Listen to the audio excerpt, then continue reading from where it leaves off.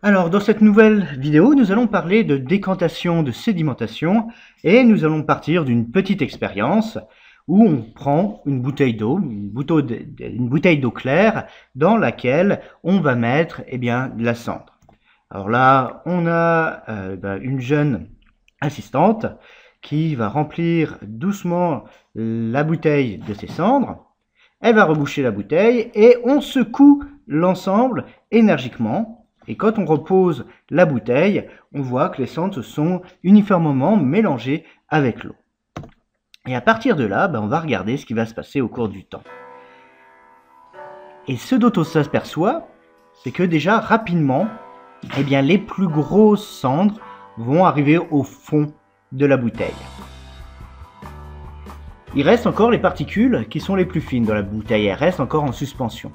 Elles vont néanmoins, au fur et à mesure, descendre. Alors je vais un petit peu avancer le temps plus rapidement. On voit que là, on a une couche qui se forme avec des particules plus fines et l'eau qui commence à s'éclaircir. Là, l'eau est déjà beaucoup plus claire. Il reste encore des petites impuretés, les cendres les plus fines, mais si on attend suffisamment longtemps, là j'ai largement avancé, on voit que l'eau est quasiment redevenue totalement claire. Voilà, là on peut considérer que la plus grande majorité des cendres a atteint le fond du récipient. Alors voici un petit peu différentes photos prises à différents moments où on voit bien tout ce processus de chute des particules et les différentes strates qu'on va avoir. Si on zoome, ce qu'on va constater, c'est que le fond est rempli par les cendres les plus grosses, alors que le dessus concerne les cendres les plus fines. Et là, souvent, quand on explique ça, quand on pose la question à comment les cendres les plus grosses sont au fond, les cendres les plus fines au-dessus, les gens ont tendance à répondre, c'est à cause de la poussée d'Archimède, les cendres les plus grosses sont plus lourdes, les cendres les plus fines pèsent moins lourd, donc c'est normal qu'elles arrivent en bas moins rapidement. Alors ça, c'est pas l'explication parce que je vous rappelle, la poussée d'Archimède, son action, c'est avant tout une histoire de masse volumique, une histoire de densité. C'est pas la masse entière, c'est masse volumique fois volume. Là, c'est pas la poussée d'Archimède qui va expliquer ce comportement. Alors, bon, cet exemple, on peut le reproduire. Là, c'est une série de photos où on voit la décantation d'argile et on a exactement le même processus qui est visible. Et ça, on le retrouve aussi dans la vie courante. Par exemple, dans une station de traitement d'eau, on va avoir l'eau qui est polluée, l'eau qu'on veut assainir, qu'on va mettre dans un grand bassin, et les particules vont tomber au fond. On va récupérer au fond les différentes boues, ce qui va permettre d'épurer l'eau. On a aussi les dispositifs pour décanter le vin. Quand on a un vin un petit peu vieux, on va le mettre dans une carafe et les éventuelles impuretés vont retomber au fond de la carafe. Alors, si on veut comprendre un peu mieux ça, on peut s'orienter vers des simulations numériques. Là, c'est des petites simulations que j'ai faites avec un logiciel gratuit qui s'appelle Algodoo. Et dans ces petites simulations, j'ai considéré des particules, des petites sphères, qui ont toutes la même masse volumique. Donc là, a priori, en termes de poussée d'Archimède, ce sera assez équivalent. La différence entre elles, c'est les rayons. Et on va voir l'évolution au cours du temps. Alors, ce qu'on voit très nettement, c'est que les billes qui vont tomber le plus vite sont les billes les plus grosses. Ce sont les billes rouges. Les billes qui ont un rayon 2 fois plus petit, les billes bleues, elles, mettent beaucoup plus de temps à atteindre le fond. Et les billes les plus fines, les billes vertes, c'est elles qui vont mettre le plus de temps, donc on va les retrouver principalement à la surface.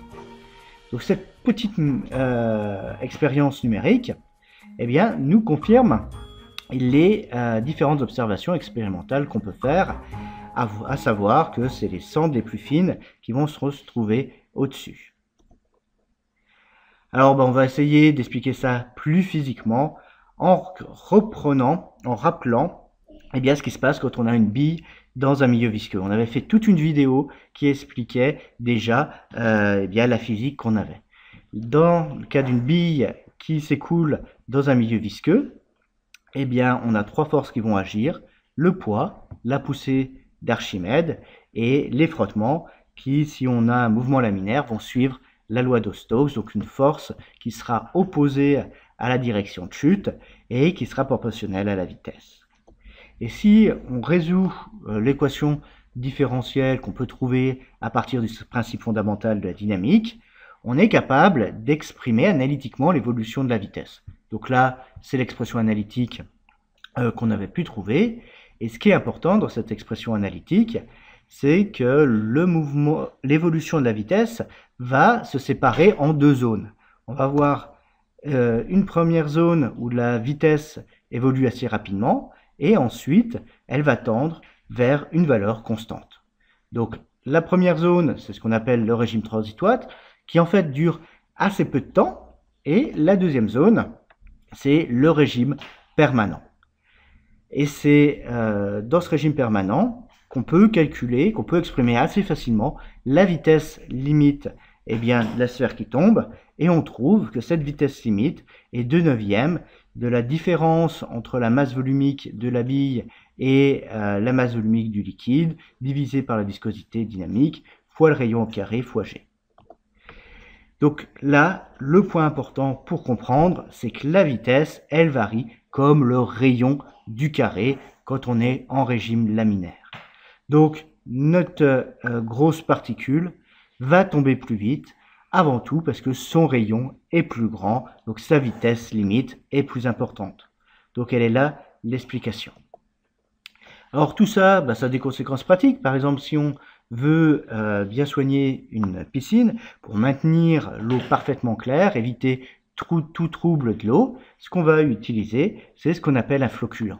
Alors c'est un petit produit chimique qui va conduire les différentes particules en suspension qui peuvent venir troubler l'eau à venir flocculer, c'est-à-dire un petit peu s'agglomérer pour former des particules qui sont plus épaisses.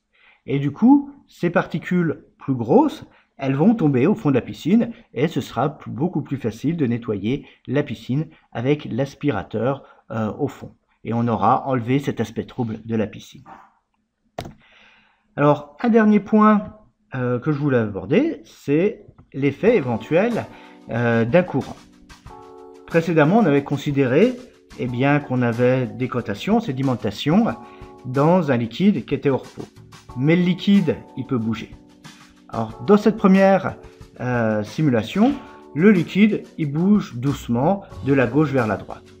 Et ce qu'on voit, c'est que ça ne va pas empêcher les particules de se déposer au fond. On va avoir une phase de dépôt. Là, ce n'est pas la vitesse de l'écoulement du liquide qui va venir perturber ce dépôt. On reprend la même expérience, mais cette fois-ci avec une vitesse d'écoulement plus importante. Et là, ce qu'on va pouvoir observer, c'est que les plus grosses billes, les plus grosses sphères se déposent bien au fond. Il n'y a pas de problème, c'est similaire à la situation précédente. Mais concernant les sphères de diamètre plus faible, elles vont avoir tendance à être transportées, c'est-à-dire qu'elles vont plus se figer au fond, elles vont suivre partiellement l'écoulement. Et ça, c'est surtout vrai pour les particules les plus fines. Enfin, si on accélère encore l'écoulement, si on augmente toujours sa vitesse, alors ce qu'on constate, c'est que les particules touchent le sol plus loin, mais l'autre chose qu'on constate également, c'est que cette fois-ci, le dépôt ne va pas être efficace, on va assister à un transport de la matière. Donc là, on voit bien toute l'influence que peut avoir la vitesse d'écoulement du fluide sur, par exemple dans une rivière, le dépôt ou le transport des particules qu'on peut avoir, voire même, si la vitesse est très importante, l'érosion.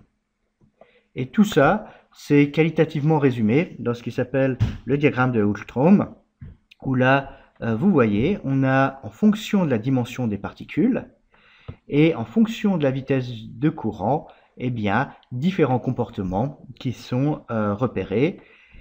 Ce qu'on a vu, c'est que pour les particules les plus grosses et pour les vitesses les plus faibles, on a surtout tendance à avoir du dépôt. Si on augmente la vitesse de courant, eh bien, le phénomène sera plus un phénomène de transport. Enfin, à très grande vitesse, ce sera un phénomène d'érosion, d'abrasion. Donc, bon, ce diagramme ici est qualitatif. Ce qu'il faut bien remarquer ici, c'est que les échelles, c'est des échelles logarithmiques. Donc là, on a entre le bas et le haut de l'échelle, on a un facteur 1 million, un facteur 10 000 au niveau des vitesses. Il y a des modèles beaucoup plus élaborés qui permettent de rendre compte avec beaucoup plus de finesse de ce qui peut se passer dans la réalité en faisant intervenir des paramètres supplémentaires. Bon, je vous remercie de votre attention sur cette vidéo évoquant un petit peu les processus de décantation et de sédimentation et qui montre une application du cas à ces théories que nous avions traitées sur la chute d'une bille dans un milieu visqueux.